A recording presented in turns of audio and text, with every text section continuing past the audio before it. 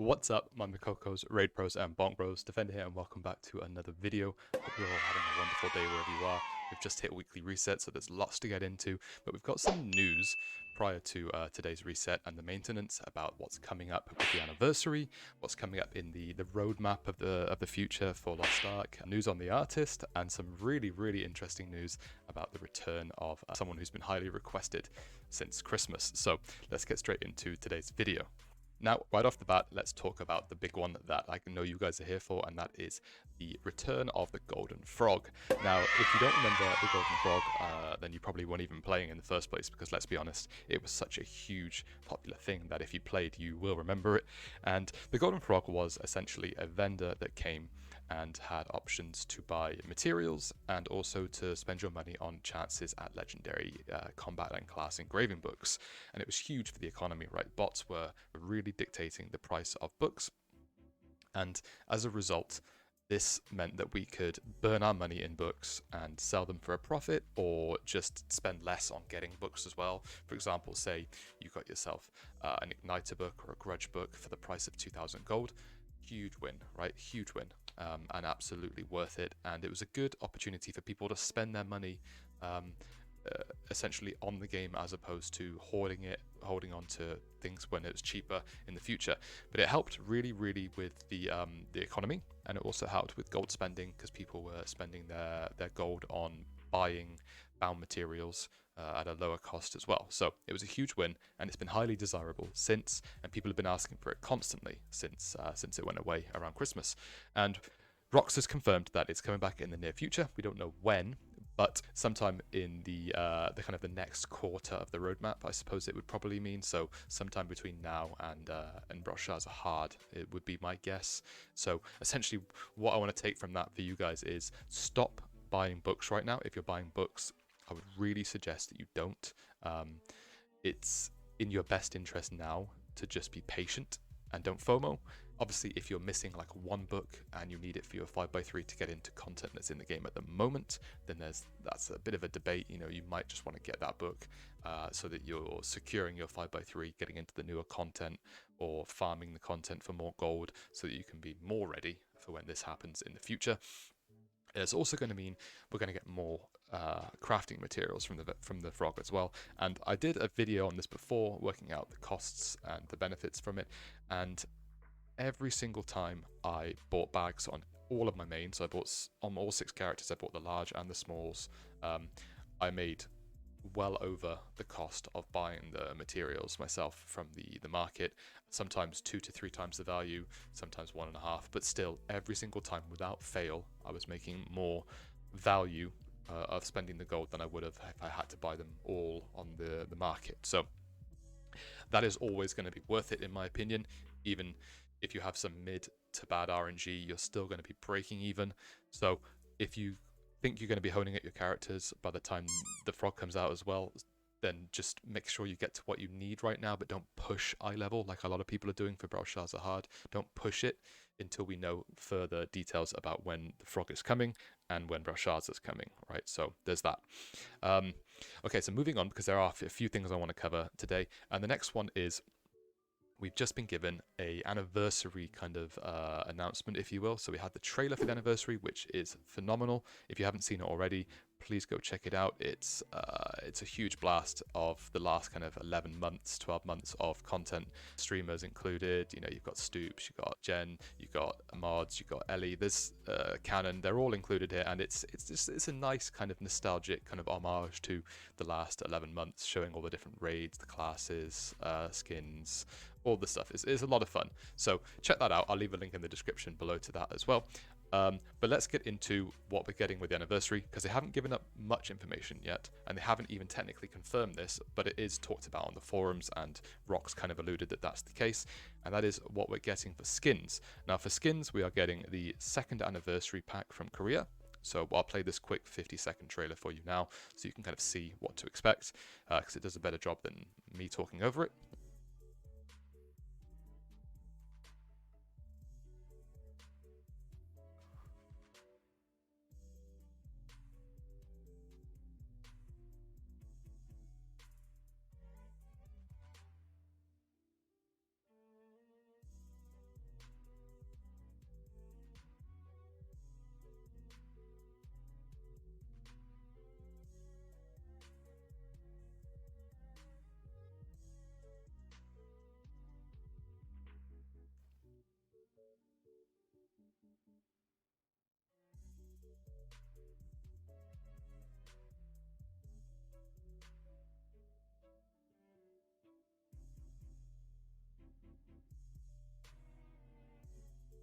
Okay, so that was the second anniversary in Korea, and we're getting these skins as our first anniversary. Okay, and Rox has talked about it on the forums and said that this is all we're going to be getting in terms of cosmetics. I think we're not going to be getting any other anniversary or legendaries in terms of the skins. Obviously, prices here are just Korean prices, but let's talk about the skins then. So we have the warrior ones, and I'm a huge fan. I think the warriors are the only ones here that really get a big win in terms of the skins. And maybe I'm just biased because I love warriors and I want that kind of fantasy feel with it, and this gives you that. These are the fighter ones, okay? So these are the female fighter, and because at the time there wasn't a striker, we can go on to Inven here and see the striker ones here. So these are the striker ones that we're going to be getting. Very similar, okay? And this is the gunslinger as well, because the gunslinger wasn't out at the time of the second anniversary in Korea. So those are the gunslinger ones, very similar to the gunner ones, if you will, as it's called over here. So yeah, not too bad. Very military style ones, not quite fantasy, but more military, more in line with what their role is. Okay, and then we have the mage. Okay, I don't mind some of the mage ones, not too bad. Not as flashy as a lot of the skins that are still in the game at the moment, and we've had already, but, you know, to each their own, it's very subjective. And lastly, the assassin, which in my opinion is my least favorite, but then again, the class is also my least favorite to play, so my subjective opinion, you know, it's not necessarily in line with what most assassin players would feel. So I'm not sure if you guys like these or not. Let me know in the comments down below what you guys think of these skins, because personally I think some of these are fantastic and some of these really miss the mark, but it's subjective to each their own. Are you going to be buying any of these? And we can also look at the weapon skins. Okay, so firstly, let's look at the warrior. So again, these details match with the armor piece I just showed you, and I think these look great. I really think these match really, really well. It's a shame that you can't change the glow color as well based on the skin, but I really like these. And there's a destroyer main. I like this destroyer hammer a lot, and I definitely will be picking up one to go with my outfits. Whichever I decide, I don't know yet, but they look really, really good. And then we have fighter. You've got kind of an Iron Man looking gauntlet there, but these are the fighter ones, very kind of futuristic looking ones. And then we have the gunner.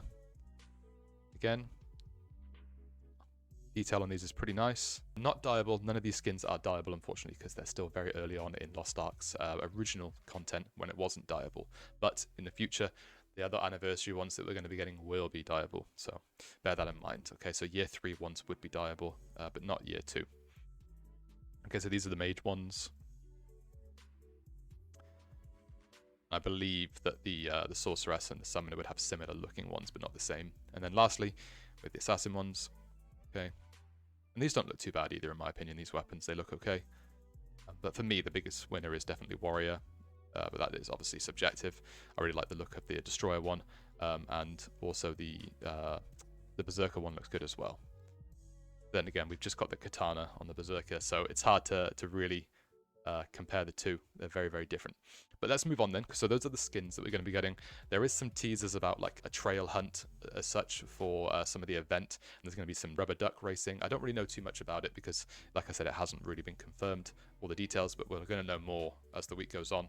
But this is what you can expect to see in terms of the cosmetics, okay? And obviously I'll link this page with the trailer in the description below, if I remember. I normally forget for some reason, but I will try and remember. Talk about the roadmap then, because we have the initial roadmap for the start of the year, which is what people have been waiting for. And the biggest news here is the artist. The artist is actually being changed.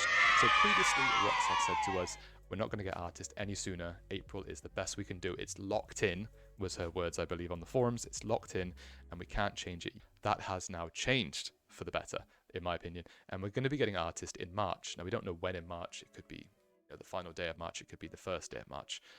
My guess it would be in the kind of the later part of March, sometime between like the 20th and the 30th of March, sometime in that final 10 days. But it's a really, really big success that they're bringing it earlier. I think it's going to be needed, and the biggest thing it hits for me is not releasing it at the same time as the Legion Raid Brashaza's hard mode release. Releasing those at the same time really doesn't give people that want to play this class a chance to get it ready for future content, or to even play that content when it comes out at the same time as trying to play artist, right? You can only focus on one thing at a time. And obviously leveling up a character is such hard work that if you wanted to level your artist, you might end up suffering not playing Belshazzar's hard mode the first week with your other characters because of having to try and catch up on artists. So whether we get, I don't know, 1 week ahead of the Belshazzar launch or 2 weeks, 3 weeks, we know we're going to get at least one reset before Belshazzar hard mode release to play the artist, which gives us a huge opportunity on top of the fact that they're going to give us a power pass and an express pass with her release, which is a huge, huge win. She's getting a lot of love there. And my guess is it might even be a 1445 plus, 1460, 1475 power pass express event. Sorry, I don't know what it runs up to in Korea, but it might go at least 1445 plus would be my guess. And I think that's a huge, huge win because it's going to get you up to at least clown level when you finish honing and then start to push the raids. You'll be able to get into clown not long after. So very big success on artist, and I cannot wait to see what she's going to look like in the West, how she's going to play, how she's going to change the dynamic of the groups and how we play certain mechs. You know, if you play Belshazzar right now, then you're probably familiar with Gate 6 and the meteors, right, that come down that affect the map, that can destroy the panels on the map, and the yellow meteors, just how much of communication you need to pull that off. And you know, you're placing the meteors on the very tip corners of the map, and you're having to run across at least half of the boss fight's platform to get to a safe spot. Now the artist, I believe, has the ability to place 2 points that you can jump between, teleporting points. Okay, she can place those down on the map, and this gives that mechanic a huge, huge flip that makes it a lot easier for other people to play. Quality of life changes. So yeah, she's going to bring a lot to the table, and I cannot wait to see how she performs. And then let's get into the big update, which is the continent one that we're going to be getting in the anniversary. We're going to be getting Rowan. Now, Rowan is a PvP continent, if you will, PvP. It's the first real PvP continent we're going to be seeing, and it brings to us, I believe, a 48 versus 48 game mode, like a large map with objectives, and it's 48v48, and you're divided into 2 factions. Now, the factions are based on what you decide when you're playing Rowan. You can choose a color, essentially a red or a blue faction, and you're assigned to that faction. You can change later on. I'm not sure how often, maybe once a week, once a month, I don't know. But having that, you then fight against the other team. You also do daily objectives, there's open world objectives, there's story, you learn some of the new characters and factions there, and there's going to be lots of goodies to get us along the way. Some new cards are opened up for some of the card packs we already have that increase for PvP. So yeah, it brings a lot of content. I don't know anything about the story and the content, unfortunately, so I can't tell you anything about it, but it is a good look into more horizontal and vertical content being brought to us. And this is all before the release of Belshazzar hard mode, so it's going to give us plenty of stuff to do until that release in April. So that is everything from this update that we've been given so far. It's starting from the 8th of February, which is next reset if you're watching this when I put this up early, as you can see here, 8th of February, and then we're going to learn some more information on the artist as we go later on. So what do you guys think? What do you guys think of this update? I think it's fantastic. I think the skins, some are a hit and some are a miss, but you know, again, it's subjective. Maybe you love them more, maybe you hate them more, maybe you like the ones that are for your main classes. Let me know in the comments down below what you guys think. Thank you so much for all the support recently. We have just crossed over 2,000 subscribers, and I am so grateful for all of your continued support. Thank you so much. I'm really going to push this next month to try and put as much content out to you guys as fast as possible, so you guys can make some of the best decisions you need to make for the game. And please don't worry too much with all the upcoming content, whether or not it's going to burn you out or whether it's not going to be enough. Just play the game as long as you're having fun. If you're not, don't worry about it. Come back to it when you are having fun. There's going to be so much going on over the next 2-3 months, especially, and then we're going to learn more about the roadmap coming up later after that. So please don't FOMO or burn out. Okay, so just enjoy the game, have fun, and yeah, hopefully I will see you in the next video. Thank you so much for your continued support as always. I hope you all have a fantastic day.